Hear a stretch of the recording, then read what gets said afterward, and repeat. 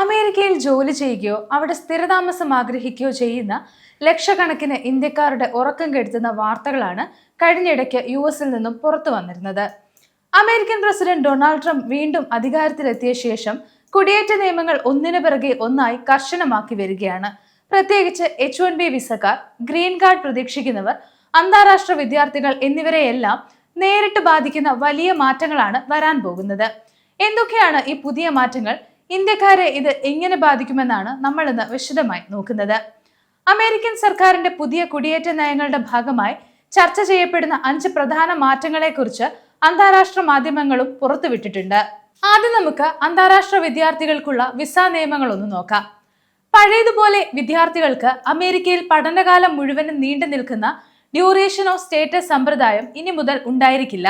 പകരം സെപ്റ്റംബർ 15 മുതൽ പ്രാബല്യത്തിൽ വരുന്ന പുതിയ നിയമപ്രകാരം പരമാവധി 4 വർഷത്തെ നിശ്ചിത താമസ കാലയളവായിരിക്കും വിദ്യാർത്ഥികൾക്ക് ലഭിക്കുക. പഠനം 4 വർഷത്തിൽ നീണ്ടു പോവുകയാണെങ്കിൽ വിദ്യാർത്ഥികൾ വീണ്ടും ഫീസ് അടച്ച് പ്രത്യേക അപേക്ഷ നൽകി അനുമതി വാങ്ങേണ്ടി വരും.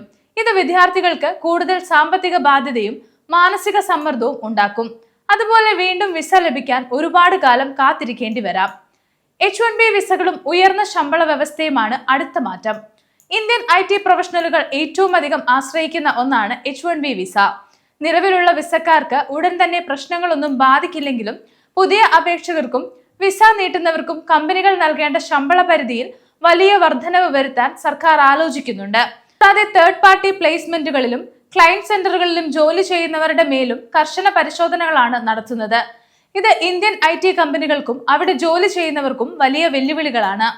അടുത്തത് ഗ്രീൻ കാർഡ് നടപടികളിലെ സങ്കീർണതകളാണ്. ഇന്ത്യക്കാർ പതിറ്റാണ്ടുകളായി കാത്തിരിക്കുന്ന ഒന്നാണ് ഗ്രീൻ കാർഡ്. നിലവിൽ ബാക്ക്ലോഗിന് പുറമെ ഗ്രീൻ കാർഡ് പ്രക്രിയ കൂടുതൽ ദുഷ്കരമാക്കുന്ന നിയമങ്ങളാണ് ആസൂത്രണം ചെയ്തിരിക്കുന്നത് എന്നും റിപ്പോർട്ടുകളുണ്ട്. അമേരിക്കയിൽ എത്തുന്ന പ്രൊഫഷണലുകൾ വളരെ സൂക്ഷ്മതയോടെയും നിയമങ്ങൾ പാലിച്ചു മുന്നോട്ടു പോകണമെന്നാണ് ഇതിനായി നിയമോപദേശങ്ങൾ നൽകുന്ന വിദഗ്ധർ പറയുന്നത്. അടുത്തത് H-4 വിസയിലുള്ള ഇണകൾക്കുള്ള തൊഴിൽ അനുമതിയാണ്. H-1B വിസക്കാരുടെ ജീവിത പങ്കാളികൾക്ക് അമേരിക്കയിൽ ജോലി ചെയ്യാൻ അനുവദിക്കുന്ന H-4 EAD, അതായത് എംപ്ലോയ്മെന്റ് ഓതറൈസേഷൻ ഡോക്യുമെന്റ് കാർഡുകൾ പല ഇന്ത്യൻ കുടുംബങ്ങളുടെയും പ്രധാന വരുമാന മാർഗമാണ്.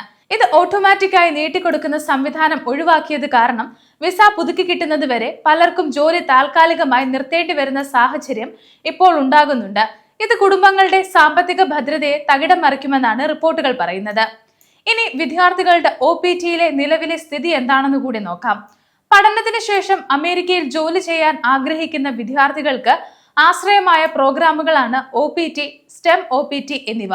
ഇതിൽ നിലവിൽ വലിയ നിയന്ത്രണങ്ങൾ പ്രഖ്യാപിച്ചിട്ടില്ലെങ്കിലും ഭാവിയിൽ ഈ സംവിധാനത്തിൽ കർശനമായ നിബന്ധനകൾ വന്നേക്കാമെന്നാണ് വിദഗ്ധർ മുന്നറിയിപ്പ് നൽകുന്നത്.